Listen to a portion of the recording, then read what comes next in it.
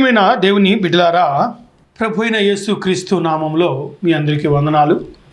నేనే మార్గము, నేనే సత్యము, నేనే జీవము, నా ద్వారా తప్ప తండ్రి వద్దకు ఎవరునూ చేరలేరు అనే ఒక సబ్జెక్ట్ మీద పోయిన వారంలో మనము పరిశుద్ధాత్మ వరకు చెప్పుకొని ఉన్నాము. ఇక్కడ నుంచి మనం పరిశుద్ధాత్మ ఎలా పొందాలి అనేది మనం చెప్పుకుందాం. ప్రార్థన చేస్తున్నాం. మహోన్నతుడా, ప్రేమ కనికరం కలిగిన దేవా, దీనుడను తండ్రి, నేను మనిషిని ప్రభువా, వాక్యము బోధించగల సమర్థుడివి, శక్తి గలవాడివి నీవు. నీ సిలువు సాటును నన్ను మరుగుపరుచుకొని నీ బిడ్డలకి పరిశుద్ధాత్మ ద్వారా మీరే మాట్లాడి మహిమ, ఘనత, ప్రభావం మీరు పొందుకోమని నీ సజీవమైన ఆత్మతో వారిని నింపి వారిని నీ రాజ్యానికి వారసులను చేయమని, పరిశుద్ధాత్మ పొందుకునే భాగ్యముని వారికి సహాయము చేయమని ప్రభువైన యేసుక్రీస్తు నామ పేరట అడిగి మిక్కిలి వినయముతో వేడుకుంటున్నాను ప్రియ పరలోకపు తండ్రి, ఆమేన్. మనము పరిశుద్ధాత్మని పొందుకుంటానికి గల కారణము, పరిశుద్ధాత్మలో మనము నివసించుతుంటే ఎంతో గొప్ప ఆనందం కలుగుద్ది. పరిశుద్ధాత్మ దావీదులో ఉన్నది కనుక దావీదు 3 సార్లు ఆయన్ని స్తుతించుతూ 7 సార్లు ప్రార్థన చేశాడు. ఈ ప్రార్థనాత్మ అనేది మనలోనికి వస్తుంది. ప్రార్థన ఆత్మ లేకుండా ప్రార్థన నీవు చేయలేవు. మనలో ఎప్పుడైతే పాపముని ఆశించిన ఎడల పరిశుద్ధాత్ముడు పక్కకి వెళతాడు. అదేంటి పాస్టర్ గారు అని మీరు అనుకొనవచ్చు. దావీదు పొరపాటు చేశాడు. ఆ పొరపాటును బట్టి మళ్ళీ ఆయన సరిదిద్దుకునే వరకు కూడా నీ దృష్టికే నేను పాపము చేశాను, నన్ను క్షమించుమని ఆయన కన్నీటితో ప్రార్థన చేసి దేవుడైన యెహోవాని వేడుకొనగా క్షమాపణ దొరికినప్పుడు ఆయన మళ్ళీ దేవుని సన్నిధిలో. ప్రియమైన వారులారా, మరి మనము కూడా పరిశుద్ధాత్మని ఒక్కొక్కసారి కోల్పోతూ ఉంటాం. మన మాటలను బట్టి, మన చూపును బట్టి, మన ఆశను బట్టి. మరి పురుషులకి రకరకాలైన ఆలోచనలు వస్తాయి, స్త్రీలకు కూడా వస్తాయి. అప్పుడు పరిశుద్ధాత్ముడు పక్కకి వెళ్ళిపోతాడు. పరకాయ ప్రవేశము అంటారు దీనిని, పరకాయ ప్రవేశము అంటారు. ఈ పరకాయ ప్రవేశం అనేది నీ ఒట్టి మనిషివే, నీవు ఒట్టి మనిషివే. ఒక రకంగా చెప్పాలంటే తోలి తిత్తువి. ఈ తోలు తుత్తిలోనికి పరిశుద్ధాత్ముడు ప్రవేశించాలి అంటే క్రియలు కరెక్ట్గా ఉండాలి. క్రియలు కరెక్ట్గా లేకపోతే పరిశుద్ధాత్ముడు నీలోనికి రాడు. అందుకని ఏమంటాడు దావీదు, నీ దృష్టికే నేను పాపం చేశానయ్యా, ప్రజల దృష్టికి నేను పాపిని కాను. మరి చాలామంది అంటారు, చూస్తున్నాడా దేవుడు అంటారు. చూస్తున్నాడు. ఆకాశమా ఆలకించుము, భూమి చెవియొగ్గుము, నా బిడ్డలను నా అంతటి వారిని చేశాను, వారిని జ్ఞాపకం చేసుకో. దుమ్ము సాక్ష్యం, ధూళి సాక్ష్యం, ఆకాశము సాక్ష్యం కదండి ప్రియమైన వారులారా. మరి మనము పరిశుద్ధాత్మని పొందుకొని ఉన్నామా? ప్రభు అయిన యేసుక్రీస్తు పరిశుద్ధాత్మని పొందుకొని ఉన్నాడు కనుక, ఆ పరిశుద్ధాత్మలో నిండి ఉన్నాడు కనుక, నిత్యము దేవునితో లగ్నమై ఉన్నాడు కనుక ఆయన నిత్య రాజ్యానికి వారసుడయ్యి నేను మార్గము అంటున్నాడు. అంటే నా ద్వారా, అంటే నా ప్రవర్తనను బట్టి నన్ను చూసిన వాడు దేవుణ్ణి చూసినట్లే. అంటే చాలామంది అంటారు, క్రైస్తవులు విశ్వాసులు అంటారు, చాలామంది సేవకులు కూడా అంటారు ప్రభువుని యేసుక్రీస్తు దేవుడే, ఎందుకంటే ఆయన ద్వారా కదా మనం వెళ్తాం.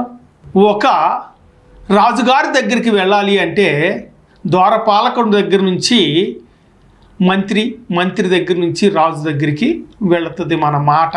అప్పుడు మనల్ని లోనకి పిలుస్తారు.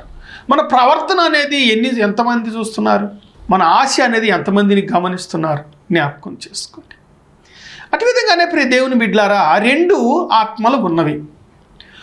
దేవుడైన యెహోవా నరుని సృష్టించిన తర్వాత వానికి జీవాత్మను ఊదాడు. నరుడు జీవాత్మ అయ్యాడు. జీవించటానికి ఒక ఆత్మ ఉన్నది. అదే జీవాత్మ పరలోక రాజ్యం వెళ్ళాలి కదా, అదే జీవాత్మ పరలోక రాజ్యం వెళ్ళాలి కదా. మరి పరిశుద్ధాత్మ ఎందుకు? జీవాత్మ ఉందగా. ఆనాడు నిన్ను నన్ను సృష్టించినప్పుడు నీ నాసికరంధ్రములో నా నాసికరంధ్రములలో జీవాత్మ ఊదగా నరుడు జీవాత్మ ఆయన కదండి. మరి నరుడు జీవించటానికి జీవాత్మ పొందుకున్నాడు. మరి దేవుని ఆత్మని పొందుకున్నాడా? అదేంటి పాస్టర్ గారు, ఇది దేవుని ఆత్మే కదా, జీవించటానికి నాసికరంధ్రంలో జీవాత్మ ఊదాడుగా, నువ్వు జీవించటానికి, మరి ఆయన రాజ్యానికి వారసుడు అవటానికి, ఆయన హృదయం అనే ఇంటిలోనికి నువ్వు వెళతానికి ఆయన ఆత్మని నువ్వు పొందుకొని ఉండాలి. అందుకనేమంటున్నాడు, నా ఆత్మ లేనివాడు నావాడు కాడు, నా ఆత్మ లేనివాడు నావాడు కానే కాడు. మరి ఆయన ఆత్మ ఉండాలిగా. మరి ఈ మాట ఎందుకు అంటున్నాడు? గమనించండి, ఆలోచించండి. పరకాయి ప్రవేశము చేసినప్పుడు పరిశుద్ధాత్ముడు నీలోనికి వచ్చినప్పుడు నీ క్రియలు కరెక్ట్గా దేవునికి అనుకూలముగా ఉంటవి, అనుకూలము లేకుండా ఉండవు. ఎప్పుడైతే నీలో పరిశుద్ధాత్ముడు నీ చూపును బట్టి పక్కకు వెళ్ళినప్పుడు నీలో అనేకమైన లోక ఆశలు, శరీర వాంఛలు వస్తవి. కనుక మనము అలాంటి ఆలోచనలు తీసివేసుకోవాలి. అందుకని అంటున్నాడు, నేనే మార్గము అంటున్నాడు. మార్గము దేవుడు ఇచ్చాడు, ఒక మధ్యవర్తిగా ఇచ్చాడు. అయితే ప్రియ దేవుని బిడ్డలారా, మనము ఆయన ద్వారానే ఉభయులము ఒక ఆత్మై ఉన్నాము. తండ్రితోనే నువ్వు ఉండాలి. ఆయన తండ్రితో ఉన్నాడు. ఎవరు? ప్రభువైన యేసుక్రీస్తు అనగా పరిశుద్ధాత్మతో ఉన్నాడు. మరి నీవెలా ఉన్నావు? చూడండి, నీవెలా ఉన్నావు? నీవు తండ్రితో ఉన్నావా? లోకంలో పడదోయబడిన వాడితో ఉన్నావా? జ్ఞాపకం చేసుకో, ఆలోచించు, గమనించు. ప్రియమైన వారులారా, తండ్రితో కూడా చేరగలిగి ఉండాలి. అనగా తండ్రి ఆత్మని పొందుకోవాలి. తండ్రి ఆత్మని పొందుకొని ఎడల నీవు తండ్రితో ఎలా ఉండగలవు? తండ్రితో స్నేహం ఉందా? అబ్రహాము నా స్నేహితుడు అన్నాడు. అంటే స్నేహితుడికి చెప్పుకుంటాముగా ప్రతి రహస్యాన్ని. ఈ రోజుల్లో స్నేహితులు మంచివారు, సరి అయిన వారు లేరు. చూడండి ప్రియ దేవుని బిడ్డలారా, ఆలోచించండి. స్నేహితుడు అంటే ఎవరు? పరిశుద్ధాత్మను పొందుకున్నవాడే. మనుషుల్లో స్నేహితులు లేరు. ప్రభు అయిన యేసుక్రీస్తే నీ స్నేహితుడు, నా స్నేహితుడు. అందుకని ఇక్కడేమంటున్నాడు? ఎఫెసీ 10:19 సహోదరులారా, యేసు మన కొరకు ప్రతిష్ఠించబడిన మార్గమున నూతనమైన జీవము గల దియు, జీవము కలిగి ఉండాలి, జీవము కలిగినదై ఉండాలి. జీవము లేని ఎడల వ్యర్థం. ఇప్పుడు ఒక చెట్టుకు జీవం ఉండాలి. మనిషి చెట్టుకు పోల్చాడు. మనిషి ఒక పండుకు కూడా పోల్చి చూపిస్తున్నాడు. మనము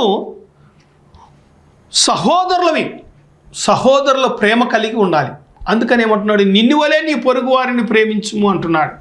ఆ ప్రేమించే మనసు నీకు ఎప్పుడైతే కలిగిద్దో అప్పుడు నీవు గొప్పగా ఉంటావు. సహోదరుల ఐక్యత కలిగి జీవించుట మేలు మనోహరము. ఆ ఐక్యత నీలో ఉందా, నాలో ఉందా అని మనం పరిశీలించుకోవాలి. నిత్యము కూడా మనము ఆయనతో ఉండాలి. ఆయనతో లేని ఎడల నీవు దేవుని యొద్దకు ఎలా చేరగలవు? దేవుని యొద్దకు చేరాలి అంటే మనము మన సాక్ష్యం కూడా కరెక్ట్గా ఉండాలి. నువ్వు ఎంత సాక్షిగా ఉండాలనుకున్నా నిన్ను పక్కనోళ్ళు ఉండనివ్వరు. అదే ఎఫెసీ 10:21 అంటాడు, దేవుని యొద్దకు ప్రవేశించుటకు మనకు గొప్ప యాజకుడు ఉన్నాడు. యాజకుడు ఉన్నాడు. గొప్ప యాజకుడు ఎవరు? ప్రభు అయిన యేసుక్రీస్తు. ప్రత్యక్ష గుడారంలో సమాధాన బలి, పాపక్షమాపణ బలి అర్పించటానికి హారోన్ని యాజకుడిగా ఎంచుకున్నాడు. దేవునికి మనకి మధ్యవర్తిగా సమూయేలుని ఎంచుకున్నాడు. పాత నిబంధన కాలంలో ప్రవక్తలుగా. అలాగే కొత్త నిబంధన కాలంలో బాప్టిజం ఇచ్చి యోహాను స్వార్థని ప్రకటించాడు, మధ్యవర్తి. అలాగే ప్రభు అయిన యేసుక్రీస్తు కూడా అనుగ్రహింపబడిన వారు. ఆయన 12 మంది అపోస్తలులను నియమించాడు. ఎవరికి? మధ్యవర్తి. దేవునికి మనకి మధ్యవర్తి. అందుకని మన సాక్ష్యానికి కల్మషం ఉండకూడదు. మన సాక్ష్యానికి కల్మషం ఉన్న ఎడల నీవు దేవుణ్ణి అవమానపరిచినట్లే. నిన్ను బట్టి కదా నా నామము అవమానపడుతుంది అన్య జనుల మధ్యలో, నా క్రియలను బట్టి కదా, నా ప్రవర్తనను బట్టి కదా దేవుని నామము అవమానపడుతుంది. అందుకని ప్రియమైన వారులారా, మనము నిత్యము నిర్మలమైన మనసుతో ఉండాలి. నిర్మలమైన మనస్సు లేని ఎడల మనము దేవునికి దూరముగా ఉన్నట్లే. యథార్థమైన హృదయముతో దేవుని సన్నిధికి నీవు చేరాలి. యథార్థమైన హృదయం లేని పక్షమున నీ ప్రార్థన పరలోక రాజ్యము చేరదు. చూడండి ప్రియ దేవుని బిడ్డలారా, మనస్సుని గలిబిలి చేస్తాడు వాడు. ఇక్కడ పరిశుద్ధాత్మని పొందుకున్నాడు. మనకి పరిశుద్ధాత్మని పొందుకుంటే మన క్రియలు ఎలా ఉండాలి? నిర్మలమైన మనసుతో ఉండాలి. మనస్సాక్షి కరెక్ట్గా ఉండాలి. అప్పుడు మనం దేవుని యొద్దకు చేరుతాం, లేకపోతే మనము చేరము. మనము నిత్యము కూడా పరిశుద్ధాత్మతో లగ్నమైన వారిమై ఉండాలి. అప్పుడు ఏమైద్దయా అంటే హక్కు కలుగుద్ది, మనకి హక్కు కలుగుద్ది. అందుకని ఇక్కడ ఏమంటున్నాడు? రోమా 5:2 అంటాడు, దేవుని మహిమను గూర్చియు నిరీక్షణను బట్టి అతిశయపడుచున్నాము. చూడండి ప్రియ దేవుని బిడ్డలారా, విశ్వాసము ఉన్నది, దేవుని మహిమను నీవు పొందుకొని ఉండాలి. మరి ఇక్కడ ఎందుకని ఇలా రాశాడు? రోమా పత్రిక అపోస్తులైన పౌలు గారు యేసు ప్రభు దేవుడనే చేయొచ్చుగా, లేదు ప్రభు అని యేసుక్రీస్తు కూడా నా ద్వారా తప్ప, నేనే మార్గము, నేనే సత్యము, నేనే జీవము, నా ద్వారా తప్ప తండ్రి వద్దకు ఎవరు చేరలేరు. తండ్రి అనగా దేవుడైన యెహోవా. మనము నిత్యము కూడా నిత్య రాజ్యానికి వారసులమై ఉండాలి. సత్యము నీలో ఉందా? నోరు తెరిస్తే అబద్ధం ఆడతాం. సత్యం ఉందా మన దగ్గర? సత్యం ఉందా అండి? సత్యము లేదు. సత్యము లేదు కనుక దేవుని కుమారుడు అన్నాడండి. ఏం చెప్తున్నాడు యూదులు? దేవుని కుమారుడు అంటున్నాడండి అన్నారు. అప్పుడు పిలాతు ఏమంటున్నాడు? నువ్వు రాజువా అంటే నీవు అన్నట్లే. అందుకని ఏమంటాడు ఇక్కడ? యోహాను సువార్త 18:38 అంటాడు, నీవు సత్యమునే చెబుతున్నావు, నేను రాజునే అంటున్నాడు. మరి పరిపాలన చెయ్యాలి అంటే కొత్త ఆకాశము కొత్త భూమి ఉన్నప్పుడు ఆ కొత్త ఆకాశము కొత్త భూమిని పరిపాలన చేయటానికి రాజు కావాలి. దేవుడు దిగొస్తాడా? దేవుడు నియమించుకున్న రాజు ఎవరిని? నీతిమంతులను పరిపాలన చేయటానికి. ఈ 12 మంది అపోస్తులు కూడా మీరు 12 గోత్రాలకు తీర్పు తీర్చువారిగా ఉందురు అన్నాడు. అవునండి. మరి 12 మందిని తీర్పు తీర్చడానికి 12 గోత్రాలకి మీదకి అధికారులుగా నియమించాడు. నియమించేది ఎవరు? ఇప్పుడు ముఖ్యమంత్రి గారు ఉన్నారు, శాఖల వారీగా నియమిస్తున్నాడు. శాఖల వారీగా ఒక్కొక్క మంత్రిని ఒక్కొక్క శాఖకి. ముఖ్యమంత్రి ఎమ్మెల్యేలను నియమిస్తున్నాడు, మంత్రులను నియమిస్తున్నాడు. అలాగే ఒక డివిజన్కి ఒక కార్పొరేటర్ను నియమిస్తున్నాడు. ఎందుకని ఆలోచించరు? పరిశుద్ధ గ్రంథము దేవుని రాజ్యాన్ని స్థాపించుటకు నీతిమంతులను ఏరుతున్నాడు. నీవు నేను పరిశుద్ధాత్మని పొందుకొని మారుమనస్సు పొందితే నీవు దేవుని కుమారుడవు, అబ్రహాము కుమారుడు. జక్కయ్యను ఏమన్నాడు? ఇతడు అబ్రహాము కుమారుడే. వాస్తవానికి జక్కయ్య విగ్రహారాధికుడు, ధనాపేక్ష కలిగిన వాడు, మోసగాడు, అన్యుడు. మరి మారు మనసు పొందాడు కనుక ఏమంటున్నాడు? ఇతడు అబ్రహాము కుమారుడు. మరి అబ్రహాము కుమారుడు అంటే ఇశ్రాయేలీయుడు అయ్యాడు. మరి అతనికి కూడా ఇశ్రాయేలు గోత్రములో హక్కు అధికారం ఇచ్చాడు. నిత్య రాజ్యము, ఆ రాజ్యానికి వారసుని చేయటానికి నిన్ను నన్ను పిలుస్తున్నాడు. మనల్ని పరిపాలన చేసేది ఎవరు? ప్రభు అయిన యేసుక్రీస్తు. పిలాతు దగ్గర ఏమంటున్నాడు? నీవు రాజువా? నీవు అన్నట్లే. మరి పవిత్రమైన రాజ్యంలోనికి వెళ్ళాలంటే నిర్మలమైన మనస్సు ఉండాలి. నిర్మలమైన మనస్సు లేకపోతే వ్యర్థం. నా ఆత్మ లేనివాడు నావాడు కాడు. మరి దేవుని ఆత్మ కావాలి అంటే నిర్మలమైన మనసు ఉండాలి. నిన్ను వలె నీ పొరుగు వారిని ప్రేమించే గుణం ఉండాలి. చూడండి ప్రియ దేవుని బిడ్డలారా, సత్యమును చెబుతున్నావని పిలాతు ప్రభు అయిన యేసుక్రీస్తుని తన మనస్ఫూర్తిగా ఆశీర్వదించాడు. పిలాతు యథార్థమైన మనసుతో ఉన్నావు దేవుడని ఆయన అనలా. ప్రభు అయిన యేసుక్రీస్తు నేను దేవుడిని అనలా. నీవు రాజువా అంటే నువ్వు అన్నట్లే, నేను రాజునే. మరి ఆ రాజ్యములో వారసుడు అవ్వాలి. ఏం చేయాలి? నువ్వు ఆ రాజ్యానికి వారసుడు అవ్వాలి అంటే నీ ప్రవర్తన అనేది కరెక్ట్గా ఉండాలి. నిర్మలమైన మనస్సు కలిగి మనస్సాక్షితో నీవు ఉండాలి. మనస్సాక్షి లేకపోతే వ్యర్థం. క్రైస్తవులే మనస్సాక్షిని చంపుకొని మనస్సాక్షిని పక్కన పెట్టి తప్పుడు సాక్ష్యాలు చెప్తూ ఉంటారు. ప్రవర్తన కూడా తప్పుగా ఉంది, అంతేకాని ఇంకోటి కాదు. వాక్యము క్రైస్తవులకే కానీ ఈ వాక్యము క్రైస్తవులు కాని వారికి లేదు. అందుకని మనము నిత్యము కూడా ఉండాలి. నిత్యము కూడా ఉండాలి. ఇప్పుడు మళ్ళీ మనము జీవము గురించి మాట్లాడుకుందాం. జీవము, సత్యము, జీవము, మార్గం నేనే. సత్యము, జీవము, మార్గము నేనే. నా ద్వారా తప్ప తండ్రి యొద్దకు ఎవరు వెళ్ళలేరు. జీవము, ఏ జీవము నీవు ఉన్నావు? ఏ జీవాత్మని పొందుకొని ఉన్నావు? ఏ జీవాత్మని పొందుకొని ఉన్నావు? జీవించుతున్నాం, ఆహారం తీసుకుంటాం, శరీరానికి జీవించుతున్నాం. మరి వాక్యాన్ని నీవు విని మనస్సులో పెట్టుకొని జీవిస్తున్నావా? మనస్సును పెట్టుకొని జీవిస్తున్నావా? జ్ఞాపకం చేసుకో. ఇక్కడ నేను వాక్యము చెప్తూనే బయటికి వెళ్ళి రకరకాలుగా ప్రవర్తిస్తే అది దేవునికి మహిమ కాదు. తీర్పు రోజున నేను మొట్టమొదటిగా లైన్లోనే ఉంటాను. ఎందుకని? పాస్టర్కి 2 తీర్పులు. నా ప్రవర్తన బట్టి ఒక తీర్పు, నా కుటుంబాన్ని బట్టి ఒక తీర్పు. నాకు అప్పచెప్పిన సంఘాన్ని సరిగ్గా దేవుని రాజ్యానికి ప్రవేశింపని ఎడల, వారి గురించి విజ్ఞాపన చేయని ఎడల నేను పాపిని.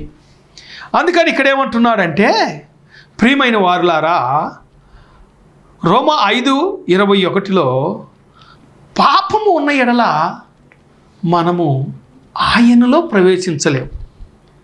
పాపము ఎక్కడ ఉంటే అక్కడ కృప ఉంటుంది. మరి పాపం ఉన్నదని కృప ఉంది, పాపం చేస్తామా?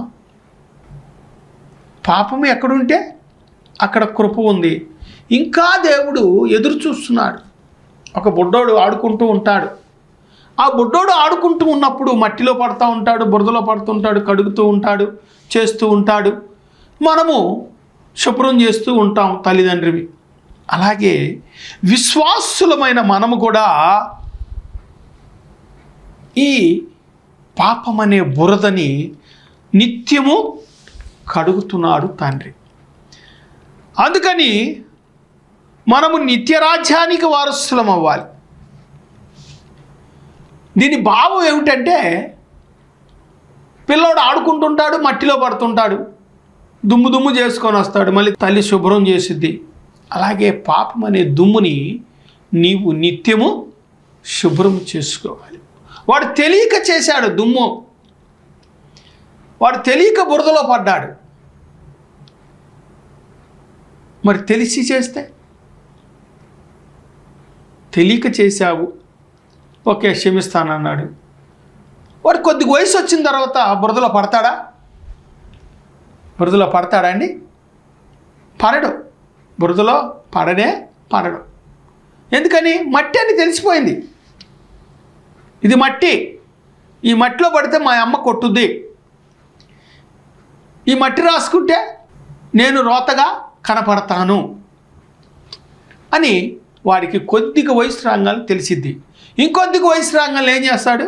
చెల్లికో తమ్ముడికో చెప్తాడు, మనము అది మట్టి అంటుకుంటే అమ్మ కొట్టుద్ది, మనం వెళ్ళకూడదయ్యా అని అన్నయ్య చెప్తాడు. ఎందుకంటే అన్నయ్య పొందుకున్నాడు కదా, తల్లి కొట్టింది కదా, మట్టిలో ఆడుకుంటే శుభ్రం చేసింది కదా, అందుకని అన్నదమ్ములకు చెప్తాడు. పాపం ఎక్కడ విస్తరించునో కృప అక్కడ విస్తరించును. ఎందుకని? తెలుసుకుంటావని క్షమిస్తూ ఉంటాడు. రోగం అనే దెబ్బ కొడతాడు, గ్రహించాలి. గ్రహించినప్పుడు నిన్ను ఏం చేస్తాడు? నోటిలో నుండి నిన్ను ఊమివేశాను అంటాడు. అంటాడండి, నిన్ను దూరముగా ఉంచివేశాను అంటాడు. అప్పుడు దూరముగా ఉంచివేస్తే నీకు పరిశుద్ధాత్మ నీతో ఉండదు, ఏం పని చేసినా అది నీకు కలిసి రాదు. అట్లాగే ఇక్కడేమంటున్నాడు? 1 తిమోతి 2:5 అంటాడు, దేవుడొక్కడే నీ దేవునికిని నరుడను మధ్యవర్తి ఒక్కడే, ఆయనే క్రీస్తు యేసు అనబడిన నరుడు. క్రీస్తు యేసు అనబడిన నరుడు. ప్రియమైన వారులారా, మోషే అంటాడు, ఒక మాట అంటాడు, ఇశ్రాయేలు ప్రజలు అయ్యా పాపం చేశారు గనుక నీ జీవ గ్రంథములో నుండి నా పేరు తీసివేయి అంటాడు. నా పేరు తీసివేయి. అయితే అక్కడేమంటాడు? అయ్యా జీవ గ్రంథములో నేను పరిశుద్ధుల పేరు మాత్రమే ఉంచుతాను. జీవ గ్రంథములో పరిశుద్ధుల పేర్లు మాత్రమే ఉంచుతాను. జీవ గ్రంథంలో పరిశుద్ధుల పేర్లే ఉంటేవి కానీ వేరొక పేర్లు ఉండవు. ఎందుకన్నాడు ఆ మాట?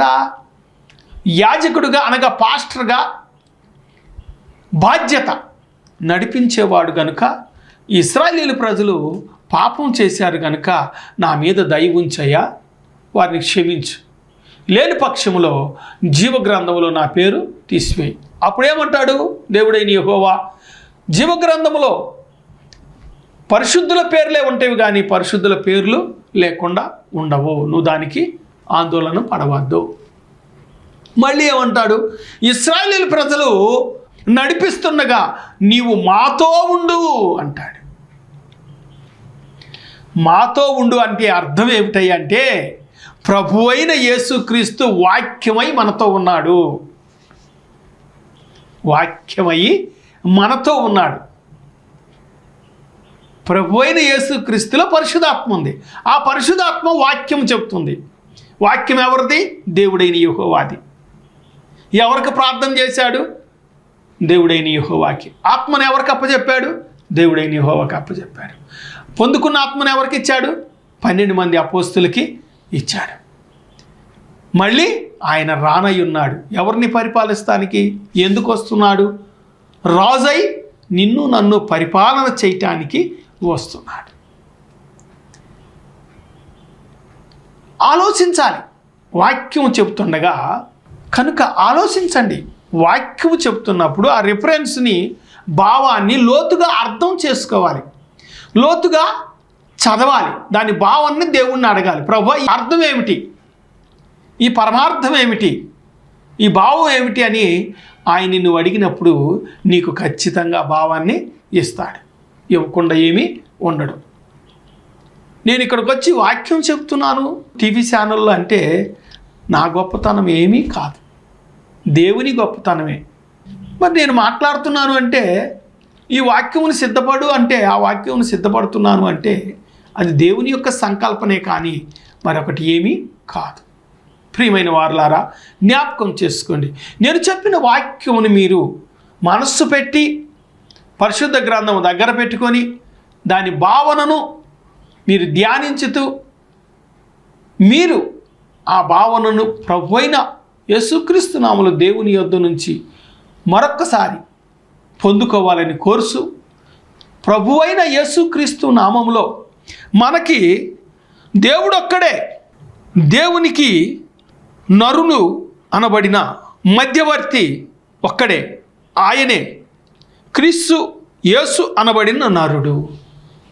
క్రీస్తు యేసు అనబడిన నరుడు మనకు మధ్యవర్తి ఉన్నాడు. ఈ మధ్యవర్తి అయి ఉన్నాడు కనుక మనం ఏమాత్రము కూడా ఆయన ఎంత పవిత్రతగా జీవించాడో ఈ భూమి మీద మనము కూడా అంత పవిత్రతగా జీవించాలని కోరుతూ చిన్న ప్రార్థన చేసుకుందాం. మహోన్నతుడా, ప్రేమ కనికరం కలిగిన దేవా, నీకే వందనాలు, స్తుతులు, స్తోత్రాలు తండ్రి. వాక్యం విన్న ప్రతి తండ్రిని, ప్రతి తల్లిని, వారికి పరిశుద్ధాత్మనై మీరుండి మాట్లాడి ఉన్నారని మీకు వందనాలు, స్తుతులు, స్తోత్రాలు చెల్లిస్తున్నాం. వారిని మర్మములు కలిగి గ్రహించే భాగ్యమును వారి హృదయాలకు కలుగు చేయమని, నీ కృపా వాత్సల్యతను వారి మీద కుమరించమని, నీ ఆత్మతో, నీ సత్యంతో, జీవంతో నింపుమని, ఈ వాక్యం వింటున్న ప్రతి తండ్రిని, ప్రతి తల్లిని దీవించమని, వారికి కావలసిన అవసర అక్కరతలు మీరు తీర్చమని, ముఖ్యంగా దేవుని రాజ్యానికి వారసత్వాన్ని వారికి స్థాపించి స్థిరపరిచిన రాజ్యములో వారు ఉండేటట్లుగా సహాయం చేయమని, నా ప్రభుని ప్రియ కుమారుడైన నజరేయుడైన యేసుక్రీస్తు నామములో అడిగి మిక్కిలి వినయముతో వేడుకుంటున్నాను ప్రియ పరలోకపు తండ్రి. ఆమేన్.